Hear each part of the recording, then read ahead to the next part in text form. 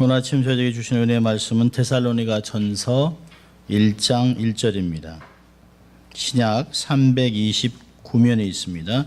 데살로니가 전서 1장 1절. 성령으로 기록된 하나님의 말씀을 봉독해 드립니다. 하나님의 말씀입니다. 바울과 실와노와 디모데는 하나님 아버지와 주 예수 그리스도 안에 있는 데살로니가의 교회에 편지하노니 은혜와 평강이 너에게 있을지어다. 아멘. 하나님의 말씀이었습니다. 좋은 아침입니다. Good morning.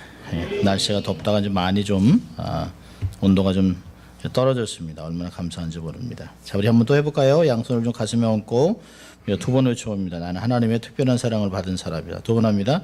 나는 하나님의 특별한 사랑을 받은 사람이다. 나는 하나님의 특별한 사랑을 받은 사람이다. 아멘. 또 한번 같이 외쳐봅시다. 하나님을 기쁘시게, 사람을 행복하게. 네, 그렇습니다. 오늘부터 데살로니가 전서를 강의하게 됩니다. 계획하기를 한 15번 정도 하게 될 텐데요. 아주 중요한 내용들이 굉장히 많이 있습니다. 여러분, LA에서는 동양선교교회 하면 어지간한 한인 이민자들은 다 압니다. 모르는 사람이 거의 없습니다. 저는 1978년 9월 12일 날 이민을 와서 3일 후에 첫 주일 예배부터 동양선교교회를 출석했습니다. 거기서 주님을 만나고 그리고 헌신을 하고 그런 모교회입니다. 또 같은 주일학교에서 섬기던 제 아내를 만나서 결혼을 한 그런 제 마음의 고향인 교회입니다. 어제는 동양선교교회 설립자이신 인동선 목사님 장례 예배가 있었습니다. 그래서 93세 나이로 8개 나라의 남미 선교를 가셨다가, 남미는 여기하고 달라서 날씨가 완전 반대입니다. 여기는 여름이면 거긴 겨울입니다. 근데 너무 추워서 감기가 드셔서 오셨다가 폐렴으로 바뀌었어요. 그래서 폐렴으로 고생을 하시다가 굿사마리탄 하스피털에서 24일 9시에 소천하셨습니다. 돌아가시기 전까지도 나는 집으로 돌아가서 죽을 때까지 복음을 전하겠다라고 얘기하셨어요. 근데 정말 당신이 원하시는 대로 죽을 때까지 복음을 증거하다가 가셨어요. 얼마나 대단한 인생을 사셨는지 모릅니다. 저희들에겐 참 대단한 분입니다. 저희 부모님과 사형제를 다 세례를 주셨고, 또 사형제를 다 결혼 주례를 하셨고, 저희 아버지 어머니 장례 예배를 집례해 주셨고, 저희 형님의 자녀 아들들을 다 그 세례를 주시고, 저희 동생들 아이들이 다 세례를 받은, 그렇게 베풀어 준 저에게는 영적인 아버지 같은 분입니다. 참 어제 그 장례 예배를 참석하면서 오랫동안 있었던 올타이머들을 많이 만났습니다. 저희 부모님의 친구분들인 원로 장로님들, 권사님들, 또 목회자들, 동역자들을 많이 만나면서 참 만감이 교차했습니다. 1980년에 은혜를 받고 대학생 때부터 아주 물불을 가리지 않고 교회를 섬겼던 모습들을 생각해 봤습니다. 그 당시 저희 대학부에서 목회자만 40명이 나왔습니다. 그 목사님의 인생을 통해서 아마 목회자가 적어도 한 150명 정도는 배출이 됐을 거예요. 굉장한 인생을 사셨죠. 그분의 제자들이 전 세계 선교사, 교수, 목회자 얼마나 많은지 몰라요.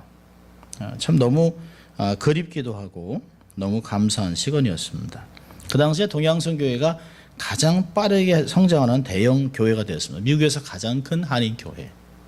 LA 같으면 이제 그 외에 나성 영락교회, 나성 한인교회, 나성 빌라델비아 교회, 베렌도 한인 침례교회, 이렇게 교회들이 아주 대형 교회들이 있었습니다.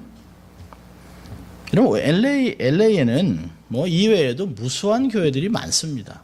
아마 한인, 코리안이라는 이름을 넣지 않으면 그게 한인교회인가 알 수 있는 교회가 많지 않아요. 로스앤젤레스 장로교회, 로스앤젤레스 프레스비테리안 처치, 저희 우리 권사님들 취임하실 때 말씀을 전했을 때 황규영 목사님이 담임을 하는 그런 교회가 로스앤젤레스 장로교회입니다. 한인이라는 단어가 없기 때문에 우리가 이름을 들어야만 알 수 있어요. 또 로버슨 감리교회, 한인교회죠. 근데 그런 한인교회만 있는 것이 아니죠. 알미니안 교회, 그럼 이게 알미니안 교회구나. 또 뭐 대만 장로교회, 뭐 이글레시아 몬테데 호레, 그러면 이건 스페니시 교회겠구나. 뭐 헝가리안 개혁교회, 이 크렌샤로 내려다 보면 팔가의 코나에 헝가리안 리폼드 처치가 있어요. 또 아하바치온 메시아닉 스나고그, 회당인데 유대인, 예수님을 믿는 유대인들이 모이는 교회입니다. 다양한 민족들의 교회가 있어요. 그래서 그 교회 이름을 들으면 그건 알미니안 교회면 그 알미니안 사람들이 모이겠네. 히스패닉이니까 히스패닉 사람들이 모이겠구나라고 하는 것들이 알 수 있어요. 대개 어떤 사람들이 모이겠구나.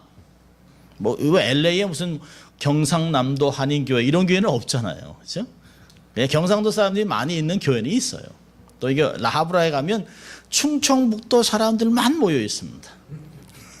그래서 제가 딱 들어가면 제가 충청북도 사람이니까 아주 익숙해요, 이 얘기하는 것들이. 근데 이제 그 아내들이 뭐 호남 사람도 있고 경상도 사람도 있고 이렇게 모여 있지만 제가 이렇게 이 교회는 충청북도를 못 떠나는구나. 어느 교회 가서 말씀 전하는데 다 그 호남 사람들이에요. 뭐 시방, 뭐 그라고, 뭐 이런 얘기. 그러니까 여기는 호남이구나. 담임 목사님하고 장로님들이 호남 분들이니까 다 그래요. 뭐 경상도 이런 분들이 참 많습니다. 그러니까 우리가 어느 교회를 보면 들어가서 보기 전에는 어떤 교회인지 잘 모르지만 대개 이름을 들으면 저기는 한인들이 모이겠구나, 멕시칸들이 모이겠구나 하는 것들을 대개 알 수 있겠습니다. 자, 오늘 본문을 보면 오늘 본문에 이런 말씀이 있습니다. 데살로니가 교회라고 얘기하지 않습니다. 이 본문을 잘 읽어보면 바울과 실로아노와 디모데는 하나님의 아버지와 주 예수 그리스도 안에 있는 데살로니가인의 교회라고 얘기합니다. 데살로니가인의 교회. 데살로니가 사람들의 교회라는 것이에요. 그러니까 데살로니가에 사는 성도들에게 편지를 쓴 것이 아니고 데살로니가인의 교회에 편지를 쓴 것이에요. 교회의 지역 특성보다는 교회의 구성원들이 누구냐라고 하는 것이에요. 그러니까 데살로니가인의 교회라고 얘기한다면 유대인 중심이 아니에요. 유대인이 아닌 이방인을 중심으로 한 교회라고 얘기하는 것이에요. 아마 유대 사람들이 나중에 있었겠습니다만은 대부분의 사람들은 데살로니가 사람, 로마 시민 사람들로 구성된 교회일 것입니다.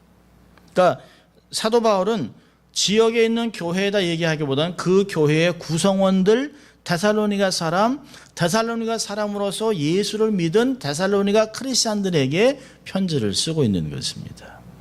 아마 이 편지를 받는 사람들은 맞아, 우리에게 쓴 거구나. 사도 바울이 우리들에게 편지를 쓴 거야 라고 이렇게 금방 알았을 것이에요. 일반적으로 빌립보 교회나 골로새서나 이런 것들은 편지를 이렇게 돌려서 읽었습니다. 그래서 빌립보 교회는 이러이러한 내용으로 편지를 쓰셨는데 우리에게도 이게 적용이 됩니다. 하지만 데살로니가인 교회, 데살로니가 전서는 데살로니가인에게만 편지를 쓴 것이에요. 그래서 독특한 내용들이 굉장히 많이 있습니다.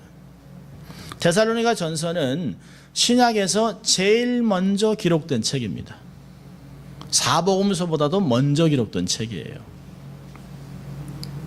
여러분 그 주보 안에 그 속지가 있잖아요. 주보 안에 데살로니가 전서 이렇게 거기에 대해서 저자 동기, 그다음에 뭐 저작 연도야, 기록 장소, 기록 목적, 설립 배경, 그리고 교회가 어디쯤 있는가라고 하는 지도까지 이게 좀 간단하게나마 그 내용을 놓아놨습니다. 그래서 여러분이 그 데살로니가 전서의 주제와 도시의 배경을 알 수 있습니다. 오늘은 데살로니가 전서의 큰 주제는 무엇이고 또 교회의 정체, 또 바울이 축도하는 내용을 보면서 좀 우리가 깨달음을 얻으려고 합니다. 자, 데살로니가 전서의 주제는 뭘까요? 주의 강림입니다. 주의 강림. 종말론입니다. 종말론.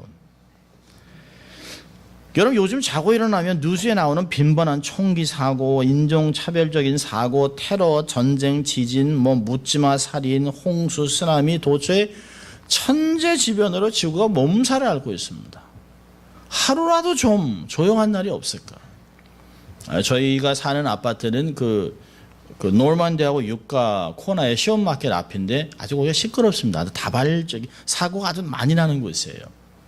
근데 어저께는 유난히 또 어떤 사람이 그 폭죽을 날려가지고요, 뻥뻥 소리가 나가지고 결국에는 경찰이 오고 파이어 트럭이 오고, 그래서 저희가 제 아내랑 그 딸아이가 오늘 무슨 날인가? 저는 이제 10월 1일이면 중국의 국경일이지.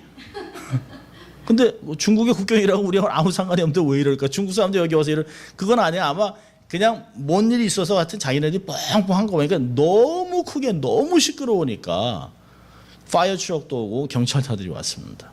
뭐 잡혀갔는지 어떻게 경고를 받는지 모르겠습니다만 하여튼 엄청 시끄러웠어요. 속으로.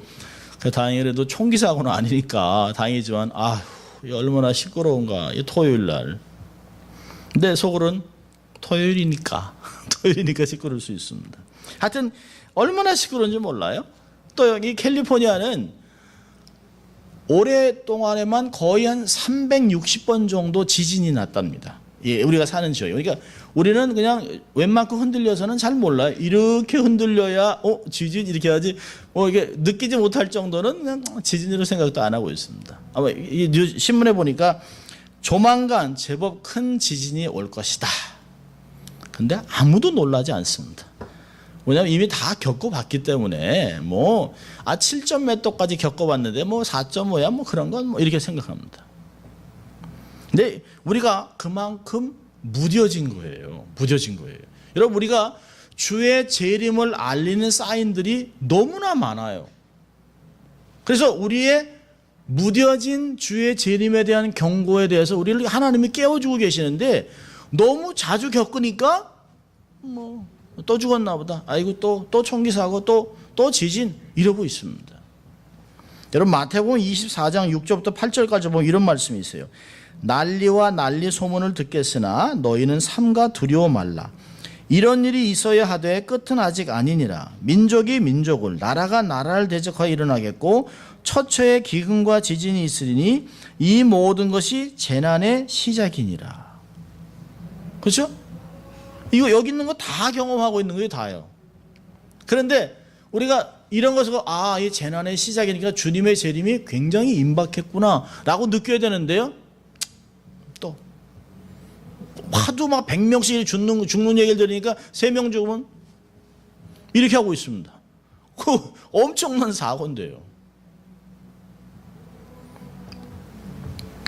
이렇게 성경에 예언되고 일어나고 있는데도 그리스도의 강림을, 주의 재림을 오해하거나 도외시하는 그 경향들이 굉장히 많이 있습니다. 그래서 사도 바울은 데살로니가 전서를 쓰게 된 것입니다. 주의 재림이 곧 있다. 주님은 다시 오신다. 주님이 말씀하셨잖아요. 내가 다시 오겠다. 또 120문도 500문도 보면서 내가 다시 오겠다는 말씀을 하셨어요. 그러니까 그걸 기다리고 있었습니다. 여러분, 종말론에 2가지 오해가 있습니다. 하나는 뭐냐면 너무 안 오니까 안 온다. 2000년 동안 기다렸는데 안 와요. 우리 할머니 때도 곧 오신다 그랬는데 아버님 때도 종말이 왔는데 아직도 안 오는 거예요. 그러니까 안 온다. 그래서 작년에 바티칸 공회, 카톨릭의 바티칸 공회에서 예수님은 안 올 것 같다라고 발표를 했습니다. Jesus may not come back. 그래가지고 바티칸 공회 학자들이 발표를 했어요. 그러니까 전 세계 카톨릭 신자들이 발끈해가지고 난리를 폈습니다. 아니 어쩌게 성경이 그렇게 얘기를 했는데, 그러니까 홈페이지에서 싹 내렸어요. 그러니까 너무 안 오시니까 안 오겠지라고 생각을 합니다. 또 하나는요, 곧 오실 거니까 아무것도 안 해요. 곧 오시는데 곧 오시는데 그냥 인생을 즐기고 즐겁게 살고 있는 대로 살다 그냥 주님 오시면 얼씨구나 하고 이렇게 들려가자. 근데 주님 말씀하셨잖아요. 시와 때는 아무도 모른다. 예수님이 당신의 아들도 모른다. 이것은 아버지에게만 속했다 그랬습니다. 그러니까 우리가 늘 뭐예요? 긴장은 하고 살아야 돼요. 주님이 반드시 오실 거기 때문에 주님을 맞이할 신부로 공중 결혼식을 준비하면서 깨끗한 신부로 살아야지라고 하는 마음들이 필요하다는 것이에요. 이 데살로니가 전서도 주님이 곧 오신다 하는 편이 있고요. 세월이 지났는데 안 오네. 20년이 지나도 안 오시네. 라고 하는 것 때문에 사람들이 우왕좌왕하고 있었습니다. 그래서 데살로니가 전서를 바울이 쓰게 된 것입니다. 여러분, 신약 성경은 그리스도의 강림에 대해서 언급하고 있습니다. 성경이 특별히 이제 데살로니가 외에도 베드로서나 요한계시록을 보면 주님이 곧 재림하신다는 말씀이 굉장히 많습니다. 특별히 데살로니가전서는 매 장마다 그리스도의 강림이라는 단어를 쓰고 있습니다. 한번 볼까요? 여러분 1장 10절을 보세요. 1장 10절. 동그라미처럼 보세요. 또 죽은 자들 가운데서 다시 살리신 그의 아들이 하늘로부터 강림하심을 기다린다. 1장 10절에 강림이라는 말이 있어요. 자, 2장으로 가보세요. 2장 19절. 우리의 소망이나 기쁨이나 자랑의 면류관이 무엇이냐? 그의 강림하실 때. 그것도 강림이라는 말씀이죠. 주님 다시 오신다 그래요. 자, 3장은요. 3장 13절.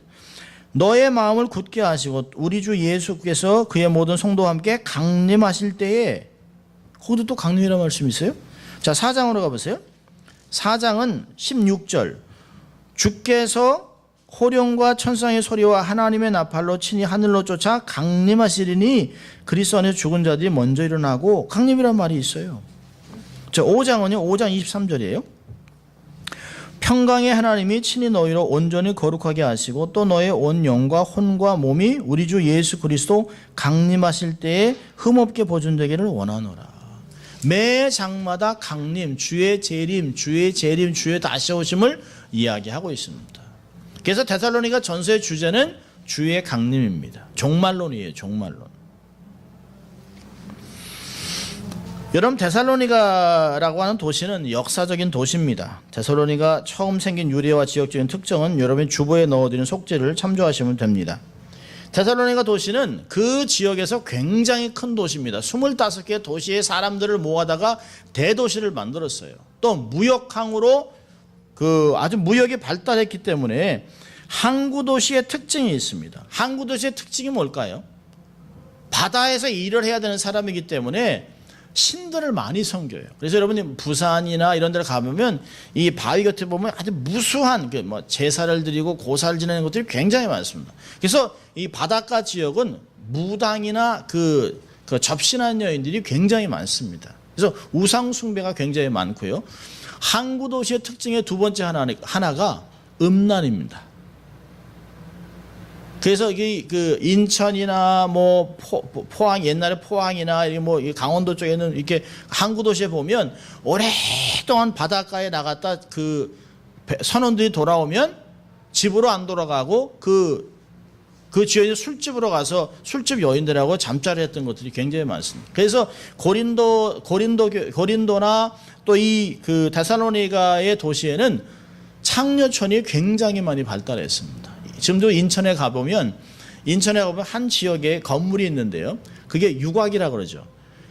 인천에 배가 이렇게 들어오면 한 달 동안 외양선원을 갔던 사람이 돌아오면 집에 안 가고 거기에 유곽에. 그래서 많은 여자들이 기다리고 있으면서 굉장히 많은 남자들을 접대했다는 게 있습니다. 지금도 그 지역이 있어요. 그러니까 이 데살로니가 도시는 큰 도시고요. 항구이기 때문에 로마 정부의 충성을 다하면서 황제를 대신 숭배하고 다양한 우상 숭배와 음란한 도시가 되었었습니다. 이러한 도시에 사도 바울이 복음을 전가한 것이에요. 그는 놀랍게 하나님의 은혜로 소수의 무리가 예수를 영접합니다. 그리고 가정교회가 시작돼요. 그리고 3개월 동안 말씀을 전하는데요. 이 교회가 세워졌다는 이야기 듣고 유대인들이 못 살게 굽니다. 자기네들이 섬긴 하나님은 유일신, 하나님 한 분밖에 없는데 하나님이 육신의 몸으로 오셔서 그분이 메시아로 오셔서 대신 우리에서 죽으시고 십자가 돌아가시고 부활하셨다라는 얘기를 듣는 그걸 견디질 못하는 거예요. 그 말씀을 전하는 옛날 랍비였던 옛날 바리새인이었던 지금은 그들이 얘기하는 이단이 된 바울이 얘기하는 걸 듣는 그가 세운 교회는 가만두면 안 되겠다 해서 사단을 내겠다고 막 몇백 킬로씩 쫓아와서 못 살게 구는 거예요. 돈을 들여서 그 데살로니가 시 정부에 가서 이 사람들은 정말 전하지 못할 말씀을 전한다. 이들이 얘기하는 예수가 메시아 왕이라고 얘기한다 해서 계속 못 살게 굴어요. 그래서 야손의 집에 모여있던 성도들을 붙잡아다가 그 시정부에 데려갑니다. 근데 아무것도 잘못한 게 없어요. 그러니까 벌금을 내고 다시는 그런 걸 믿지 않겠다라고 서약을 하고 내보냅니다. 근데 그들 안에 진리에 대한 갈망함이 있습니다. 사도 바울은 멀리 이미 떠나서 다른 빌립보에 가서 복음을 전하고 고린도서 1년 6개월이 지나서 복음을 전하면서 이 교회는 어떻게 될까? 그래서 거기에 데살로니가 교회에 디모데를 남겨놓습니다. 그리고 거의 2년 2개월이 지난 후에 아테네에 있는 바울에게 디모데가 찾아와요. 그 디모데가 와서 얘기합니다. 바울에게 선생님, 데살로니가 전서에 놀라운 부흥이 있습니다. 그들이 진리에 대한 갈망함이 있습니다. 그런데 한 가지 문제는 종말론에 대해서 사람들이 흔들립니다. 그러니까 사도 바울은 어떤 면에서는 데살로니가 교회에게 빚을 진 사람이에요. 교회는 세워놓고 마치 아이를 낳아놓고 떠난 부모의 심정입니다. 아이가 자라는 것을 보질 못했어요. 한 번도 젖을 제대로 먹여본 적이 없어요. 탄생해서 애는 낳고 그냥 떠났습니다. 그러니까 어떻게 자랄까 대리모를 세워서 그 디모데를 통해서 목회를 하지만 늘 듣고 싶은 것이에요. 그런데 2년 2개월이 지난 후에 이 자기를 대신해서 말씀을 전파했던 디모데가 와서 교회가 믿음으로 성장하는 얘기니까 너무 감사한 것이에요. 우리 다음 주부터 보겠습니다만 데살로니가 전서는 데살로니가 교회를 칭찬하고 감사하다는 표현이 굉장히 많이 나오는 편지예요. 자기가 잘해주지 못했는데 미안한 마음이 많았는데 신앙생활을 잘한다고 하니까 칭찬할 수밖에 없는 것이에요. 자, 이 데살로니가 전서는 종말론에 대한 문제입니다. 자, 이 데살로니가인의 교회는 어떤 교회일까요? 자, 이 성경을 보면 바울과 실로아노와 디모데 이 세 사람이 편지를 쓰는데요. 이 쓴 사람이에요. 수신자는 하나님 아버지와 주 예수 그리스도 안에 있는 데살로니가인의 교회. 그러니까 바울은 데살로니가 교회가 하나님 아버지와 주 예수 그리스도 안에 있다라고 얘기를 하고 있습니다. 그러니까 교회가 그리스도뿐만 아니라 하나님 아버지와 관계성이 있다고 하는 사실을 강조하고 있습니다. 이건 놀라운 이야기입니다. 유대인들에게는 충격적인 얘기예요. 아니 어떻게 하나님 아버지가 유대인들하고만 있는 거지 그들이 예수 그리스도 메시아만 있다 그러면 괜찮아요. 그런데 하나님 아버지 자기들이 정말 언약 백성으로 유일한 자신들의 하나님이라고 생각하는 그 하나님이 예수 그리스도와 함께 교회를 품고 있다는 거예요. 굉장한 이야기를 하고 있습니다.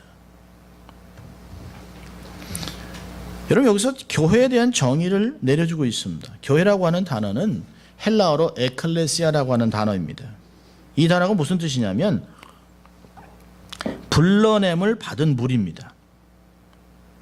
그렇다면 교회는 사조직이 아닙니다.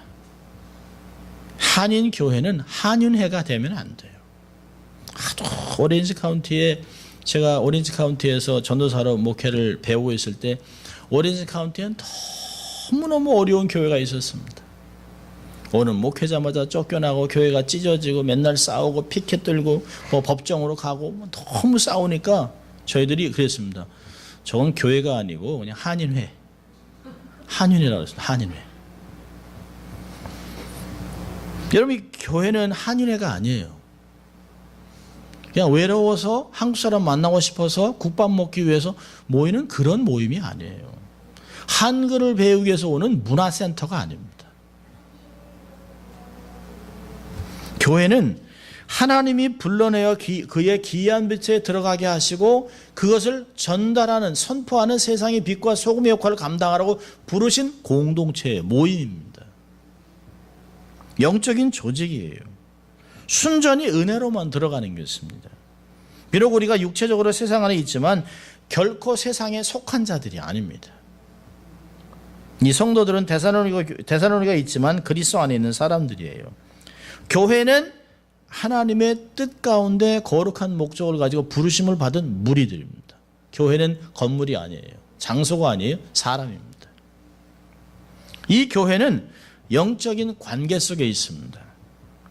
데살로니가인 교회는 하나님 아버지와 주 예수 그리스도 안에 있습니다. 하나님 아버지의 보호가 교회를 감싸고 있다라고 하는 것을 분명히 말해주고 있습니다. 여러분, 데살로니가 교회는 처음 시작할 때부터 핍박을 받았습니다. 그리고 고난을 겪었어요. 유대인들에게 손가락질 당했습니다. 그리고 소수입니다. 어떤 면에서는 예수 믿는 것 때문에 데살로니가 교회 교인들에게 아마 그 동료들이 얘기했죠. 아니 그걸 왜 믿어? 우리의 주는 황제인데, 아니 황제만 섬기면 되고, 아니 신이 얼마나 많은데 뭐 그 중에 하나인데 뭐 그거 갖고 따로 모여가지고 예배를 드리고 그럴 필요가 없다고. 주일날 와서 게임이나 하는 거나 봐. 유곽에 함께 가자고, 술이나 좀 같이 먹자고. 동료들이 그래서 아니 뭐 이렇게 달라. 많은 신 중에 하나 택하면 되는 건데. 근데 기독교는 많은 신 중에 하나가 아니에요. 사람들에게 아마 어떤 면에서는 손가락질 당하고 비웃음을 당하고 그리고 핍박을 당하는 가운데 정말 진리를 붙잡고 싶은 사람들의 마음이 있었습니다. 그걸 사도 바울이 이야기하는 것이에요. 여러분 1장 우리가 데살로니가 후서를 한번 볼까요? 데살로니가 후서 1장 6절 7절입니다. 데살로니가 후서 1장 6절 7절 우리 한번 같이 읽겠습니다. 너희로 환난받게 하는 자들에게는 환난으로 갚으시고 환난받는 너희에게는 우리와 함께 안식으로 갚으시는 것이 하나님의 공이시니 주 예수께서 저의 능력의 천사들과 함께 하늘로부터 불꽃 중에 나타나실 때에. 그러니까 데살로니가 교회 교인들은 환난과 핍박 속에 있었어요. 그러니까 바울이 있을 때도 핍박을 받았지만 바울이 떠난 후에도 여전히 핍박 속에 있었던 교회입니다. 그렇지만 그 교회를 결코 하나님이 잊었다는 게 아니에요. 그냥 그렇게 땅에 던져놓은 교회가 아닙니다. 하나님의 장중에 있는 교회라는 것이에요. 이스라엘을 지키시는 자는 졸지도 않고 주무시지도 않는다는 말씀이 있잖아요. 지키시는 것이에요. 영원까지 지켜주시는 것이에요. 우리가 불 가운데 지나도 사르지 않고 물 가운데 지나도 침몰지 않게 해주겠다고 이사야 40선장은 말씀하고 있습니다. 수도 없이 우리에게 강하고 담대하라 두려워하지 말라라고 내가 너희와 함께 하겠다라고 말씀을 얼마나 많이 해줬는지 몰라요.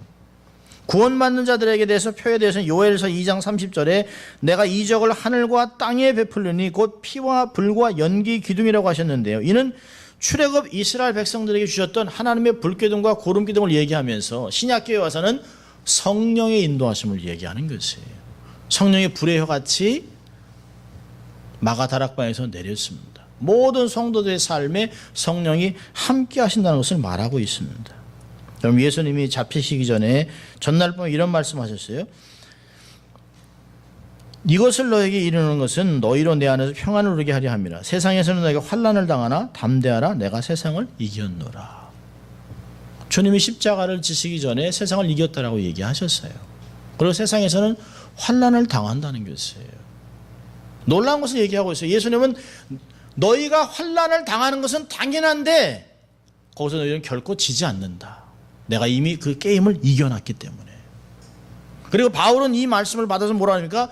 여러분의 교회는 하나님 아버지와 우리 주 예수 그리스도 안에 속해 있는 교회, 하나님 아버지와 예수 그리스도의 보호함을 받는 교회라고 얘기하는 거예요. 세상을 이겨놓으신, 세상을 창조하신, 우리 모든 새로운 창조를 하시는 그 예수님과 하나님이 여러분을 품고 있습니다라고 고백하는 것이에요. 여러분, 교회는 하나님과 예수 그리스도 안에 있는 존재입니다. 교회는 결코 건물과 장소를 의미하지 않아요. 건물의 좋고 나쁨에 따라 그 모임의 환경에 의해서 교회의 본질이 좌우되지 않습니다. 사람이 많고 적음에 의해서 판단되지 않아요. 사람이 많이 모였다고 해서 그 교회가 좋은 교회냐라고 얘기할 수 없어요. 사람이 적기 때문에 이 교회는 별로라고 얘기할 수 없어요. 교회의 본질은 예수 그리스도가 머리가 되셨다는 거예요. 하나님 아버지의 뜻을 따라 거룩한 목적을 이루어가고 있는가? 그것이 교회냐 아니냐를 판가름하는 것이에요. 교회가 하나님의 뜻 가운데 거하고 행하면 하나님이 보존하고 축복해 주는 것이에요. 하나님의 거룩한 뜻에 쓰임받는 교회가 되어야 하는 것입니다. 그냥 많은 교회 중에 하나가 되어서는 안 되는 것이죠. 과거에 집착하는 교회가 아니라 지금도 우리에게 말씀하시고 우리에게 목적을 주시고 이루라고 명령하시는 그 명령에 순복하고 힘들고 어렵지만 낙심하지 아니하고 말씀을 순종하려고 하는 그 가운데 서 있다면 우리 교회는 참 진리의 교회가 되는 것이에요. 믿을 수 있기를 바랍니다. 하나님 아버지와 예수 그리스도 안에는 사실을 항상 인식하시고 우리 교회가 하나님 아버지와 주 예수 그리스도 안에 있다라고 하는 것을 잊지 말아야 하는 것입니다. 바울은 그들의 정체를 이야기한 후에 놀라운 축복을 합니다. 은혜와 평강이 너에게 있으리라. 은혜와 평강을 구하는 인사를 하고 있습니다. 이게 기독교적 인사죠. 헬라인들은 기쁨이 있기를, 즐거움이 있기를, 은혜가 있기리라고 하는 인사말로 문안을 합니다. 카레인이라고 하는 단어를 씁니다. 반면에 히브리인들은요, 평강, peace, shalom이라는 단어를 써요. 그러니까 하나는 헬라적인 의미고요, 하나는 히브리적인 의미입니다. 그러니까 바울은 헬라적 인사와 유대적인 인사를 합쳐서 기독교적 인사를 만들어냈어요. 은혜와 평강. 그런데 여러분, 은혜와 평강이라는 것은 기독교의 아주 핵심적인 모티브입니다. 은혜란 값없이 주어진 우리의 구원을 얘기하잖아요. 십자가에서 이것이 구체화돼서 복음으로 선포됐습니다. 오직 은혜로만 구원을 받는 것이죠. 은혜로만.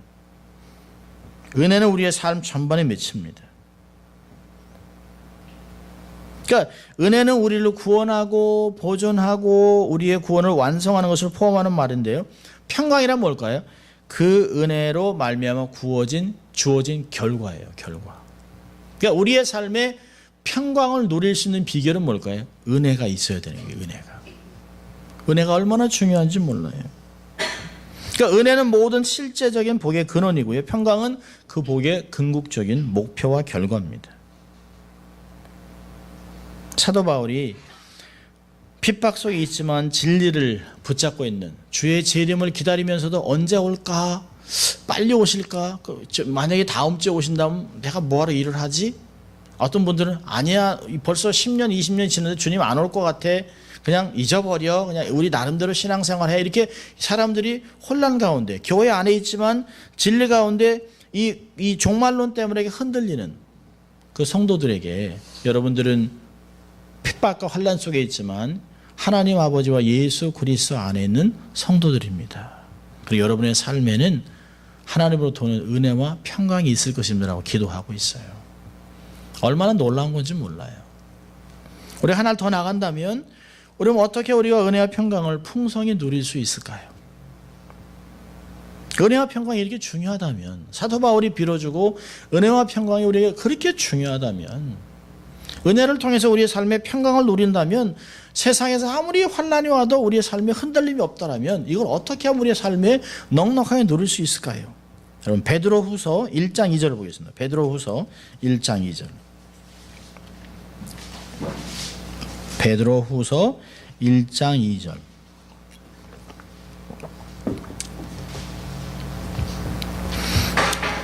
같이 읽습니다.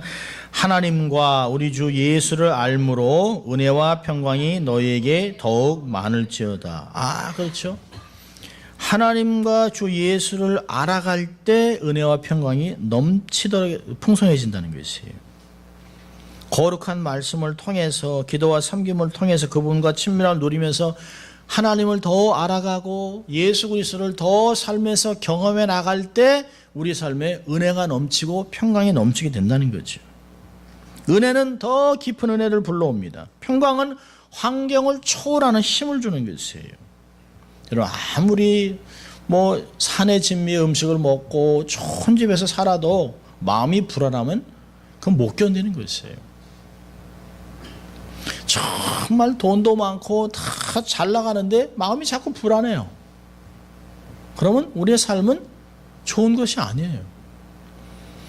세상에서 난리 법석이 나고 힘들고 어려운 소식을 듣는데도 내 마음 안에 뭔가 괜찮아, 하나님이 나를 도와주시니까 라고 하는 은혜와 평강이 있다면 그 삶은 정말 복된 인생이 되는 것이에요. 세월이 지나면서 돈 있다가도 없는 거야. 건강 무너질 수도 있지만 정말 중요한 것은 내 마음에 은혜와 평강이 사라지지 않는 것이 얼마나 중요한지 몰라요. 시편 34편 8절부터 10절까지 읽고 말씀 마치려고 합니다. 시편 34편 8절부터 10절은 너희는 여호와의 선하심을 맛보아 알지어다. 그에게 피하는 자는 복이 있도다. 너희 성도들아 여호와를 경외하라. 저를 경외하는 자에게는 부족함이 없도다. 젊은 사자는 궁핍하여 줄일지라도 여호와를 찾는 자는 모든 좋은 곳에 부족함이 없으리로다. 그러나 은혜와 평강을 누린다는 게 뭘까요? 하나님 아버지의 선하심을 맛보고 살아가는 것이에요. 하나님을 경외하면서 그분이 내게 이런 걸 하셨구나. 하나님 정말 좋은 분이지. 하나님이 주신 사과, 하나님이 주신 물, 하나님이 주신 쌀, 하나님이 주신 가족, 하나님이 주신 교회, 하나님이 주신 이 모든 사람들. 그래서 감사가 넘치기 시작하는 것이에요. 오래전에 토리 신부님이 LA에 오신 적이 있습니다. 토리 신부님이 이렇게 앉아서 이야기를 하다가 참 저희가 대학생 때요. 그분이 사과를 어작 씹어 드세요. 그러니 저희들에게 하나님 참 맛있죠? 그죠?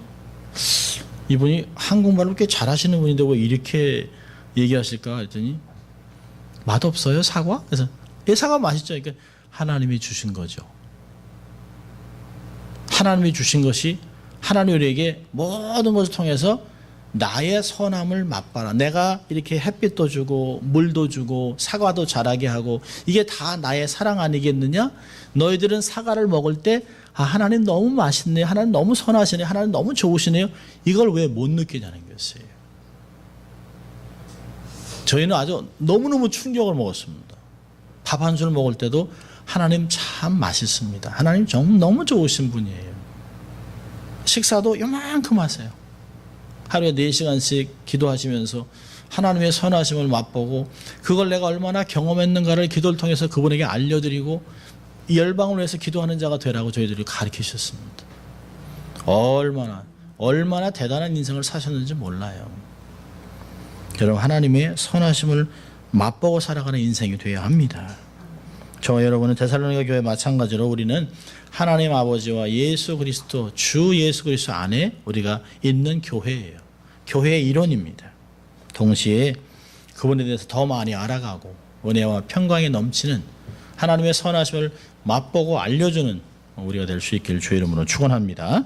기도하겠습니다. 하나님 아버지 감사합니다. 오늘도 하나님 저희들을 예배로 초청하시고 은혜와 평강을 누리는 삶을 말씀하시고 우리가 어떤 존재인가를 말씀하신 주님 감사합니다. 세상에서는 주님이 다시 안 올 거라고 얘기하고 함부로 행동하지만 우리의 마음을 다시 여미고 주의 오심을 기다리고 거룩한 신부로 서기 위하여 경건한 삶을 살아가는 저희들 될 수 있도록 하나님 축복하여 주시옵소서. 감사하고 예수님 이름으로 기도합니다. 아멘.